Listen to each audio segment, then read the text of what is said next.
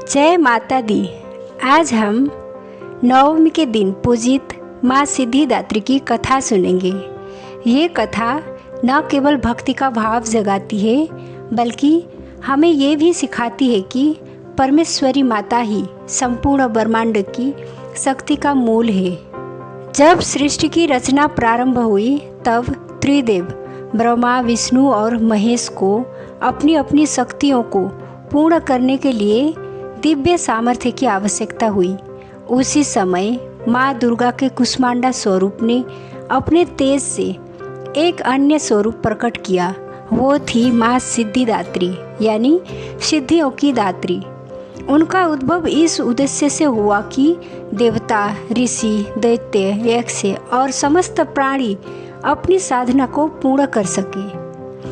एक पौराणिक मान्यता के अनुसार भगवान शिव ने कठोर तपस्या करके माँ सिद्धिदात्री को प्रसन्न किया।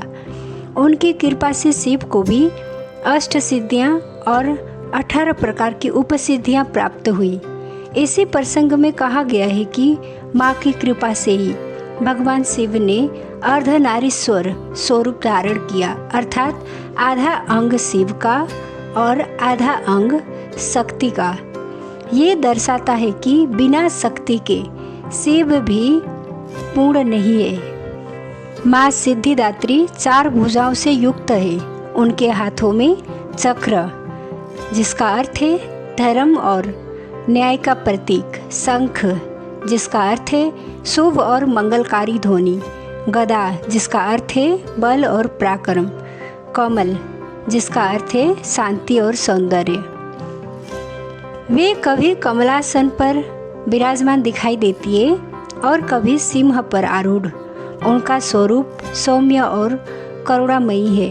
मुखमंडल पर दिव्य आभा है और वे सदैव भक्तों को वरदान और सुरक्षा का आश्वासन देती है। माँ सिद्धिदात्री अपने भक्तों को 8 अलौकिक शक्तियाँ प्रदान करती है। उन 8 सिद्धियों में से पहला अणिमा, जिसका अर्थ है परमाणु जितना सूक्ष्म होना, महिमा, जिसका अर्थ है अपने रूप को विराट कर लेना, लघिमा, जिसका अर्थ है इतना हल्का होना कि भार शून्य लगे, गरिमा, इतना भारी होना कि कोई हिला न सके, प्राप्ति, कहीं भी पहुंचने और मनचाही वस्तु पाने की शक्ति, प्राकाम्य, जो चाहो वो पूरा करने की क्षमता, ईशित्व, सब पर शासन करने की शक्ति, वशित्व, सबको अपने वश में करने की शक्ति। माँ सिद्धिदात्री केवल सिद्धियाँ ही नहीं बल्कि 9 निधियाँ भी प्रदान करती है। ये समृद्धि और सौभाग्य का प्रतीक है। 9 निधियों में से पद्म, जिसका अर्थ है पवित्रता और ऐश्वर्य, महापद्म, अत्यधिक ऐश्वर्य और वैभव, शंख यानी सौभाग्य और मंगल, मकर यानी स्थिरता और शक्ति, कच्छप यानी धैर्य और सहनशीलता, मुकुंद यानी मोक्ष और परम शांति, नंद यानी आनंद और खुशी, नील यानी अद्वितीय ऊर्जा, खर्व यानी अक्षय संपत्ति। नवमी के दिन माँ सिद्धिदात्री की पूजा ब्रह्म मुहूर्त में की जाती है। स्नान कर शुद्ध वस्त्र पहनकर माँ का पूजन किया जाता है। पुष्प, फल, धूप, दीप और नैवेद्य अर्पित किया जाता है।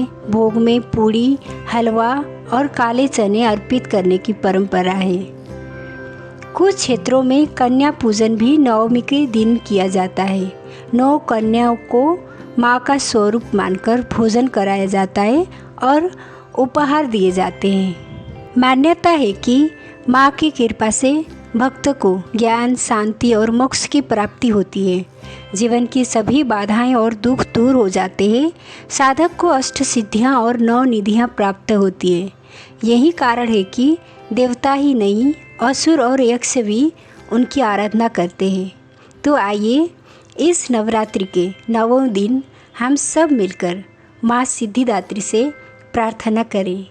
हे माँ सिद्धिदात्री, आप ही सिद्धियों की दात्री हो, आप ही संपूर्ण जगत की आधार शक्ति। हम सब आपकी शरण में हैं। हमें अपनी करुणा और कृपा से विभूषित करो। हमारे जीवन से अज्ञान और भय को दूर करो और हमें शांति, सुख और मोक्ष प्रदान करो। जय माँ सिद्धिदात्री, जय माँ दुर्गे।